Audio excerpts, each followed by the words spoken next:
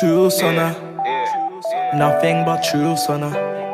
This is Dwayne Grossett on behalf of iCov Radio, and today I went down to Lions MMA Gym to have a talk with James Dixon, who is a personal trainer, bodyguard, but also a sensei at the gym. And here's what he had to say. Saying a women's MMA, you know, the likes of Ronda Rousey to now like the Joanna Jędrzejczyks, those sort of people, you know.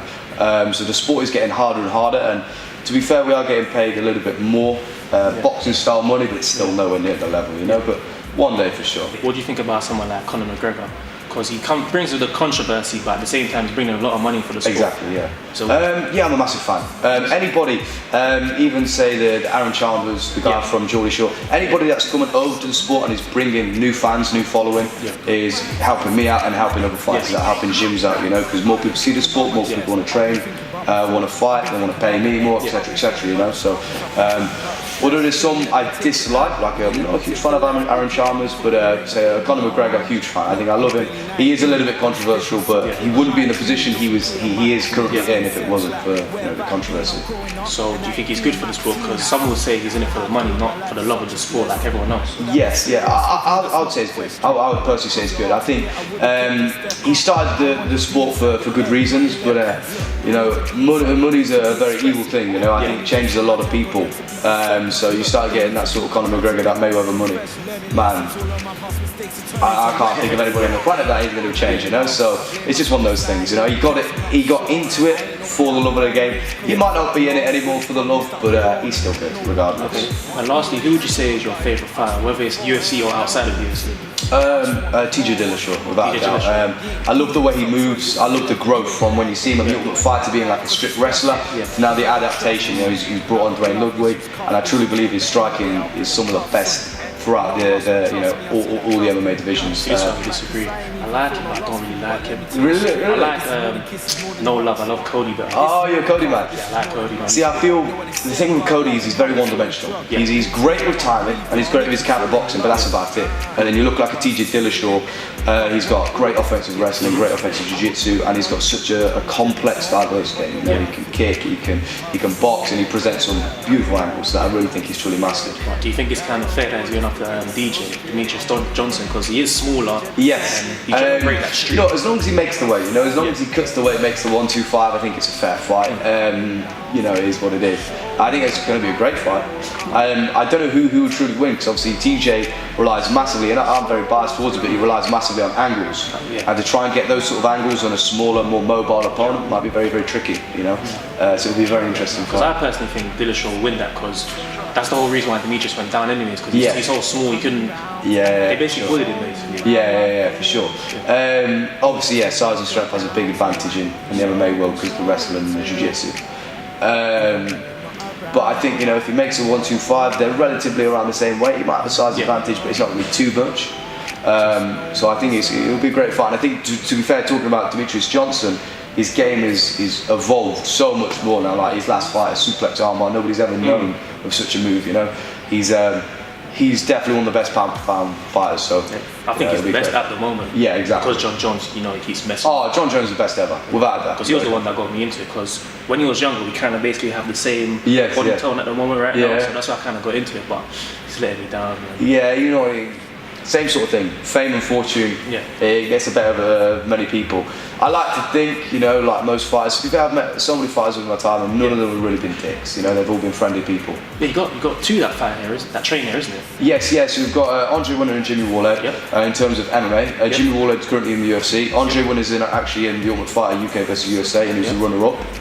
We've also got a couple of, we've got Dean James, who's a world Muay Thai champion, who's a pro A-class Muay Thai fighter, and he's like respected throughout the UK, even worldwide. And then we're under Bradley Estima and Victor Estima, who are like worldwide recognised jiu-jitsu bodies, and then you know, world champions, European champions, very, very high level jiu-jitsu as well. So there's a good few names that, you know, come to this gym, teach and train. For sure. Yeah, that's great. So we're gonna get into the next part now. Would you want to show me one or two moves? Yeah, for sure. That would be good for the average person. Say if they're outside, someone attacks them, all that would be good to learn. Okay, yeah, we can get going. Yeah. As far as self-defense goes, run. You know what I mean? I work the door as well, so I work security. Security, okay. Yes. So there's been a few times I've seen people get Judas. I've seen, whatever, 5-on-1, etc., etc. You know what I mean? The average fucking Wing Chun, Krav Maga, I don't think it truly works. I think it can work in a very specific environment. But you look at a cage. We know when we're fighting, we're going to have a referee, and we're going to be using trained techniques. We're going to be doing jabs, crosses, kicks, etc., etc. It's not predictable as such, but we know within the rule set what we're going to be doing to each other. When you add in a street, it's a completely unpredictable environment. You could have a weapon, you don't know what weapon it'll be, how big it is. You could have more than one person. It could be a fucking table. You never know. This is where self-defense get a little bit tricky. So in a self-defense perspective, I'd always advocate running rather than fighting. But obviously, if it happens, first and foremost, when we look at without having a glove, no tape, no glove, your knuckles are very fragile. You break them very, very easily. So either A, open palm, open palm strike, slaps, palm strike, etc., etc. But for me, it's more of an elbow. I prefer an elbow. I think elbows. They're not going to hurt in terms of you, and they're going to really hurt somebody. And when you start to see a street fight sort of environment, it tends to get very close, very dirty. So if you get into your stance, you said you kickbox before, awesome. So your hands are going to be nice and high. Typically, when we are in a self-defense environment, we'll be open palms out, sorry mate, etc., etc. It's called the wall. So we might be in this, in this sort of situation, whatever. The guy starts to come in maybe to strike. Again, people are going to be very, very open with their strikes, unless they're a trained fighter. They're going to come out a bit wide.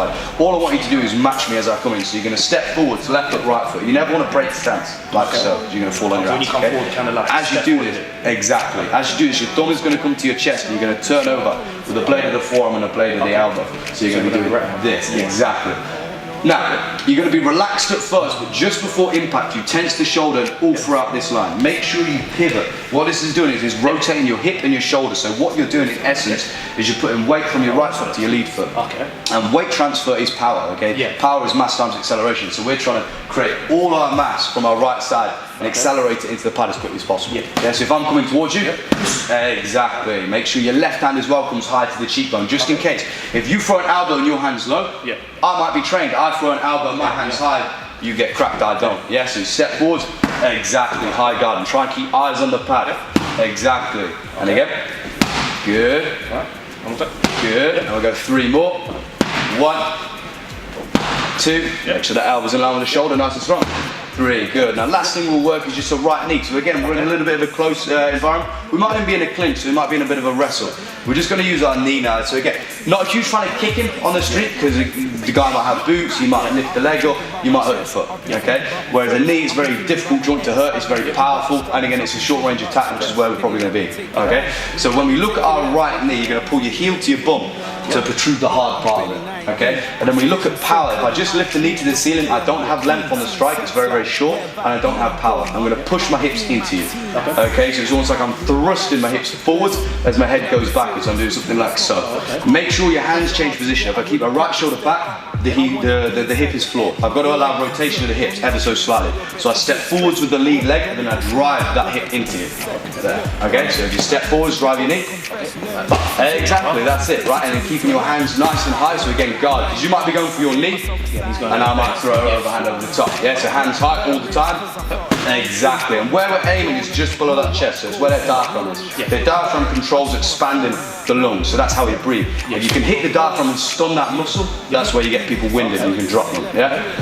There you go, big drive. Try and cut onto the toe on that left leg. So you're driving all the way into it, exactly. Chin down, hand side. Good, so have 3 more, big power. Hey, 2 more. Hey, 1 more. Hey, now we're going to add the 2 together. So you're going to land right knee, pull back, right elbow, and again. Hey, good, and again. Hey, good, let's have a couple more. Good, 1 more. Yeah, and time. That was great, man. Thank you very much. Good stuff.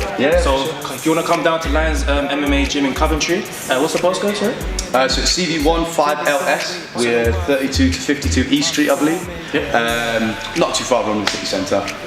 But if you want to come down, students get student discount, you get a free 1-week trial. So if you are interested, just go on the website, check us out, go on Facebook. For sure. So that's great, so come on down. Trust. When I know you're trust. Just know I'm certain. Tell me if you're coming round tonight, I'll show you how.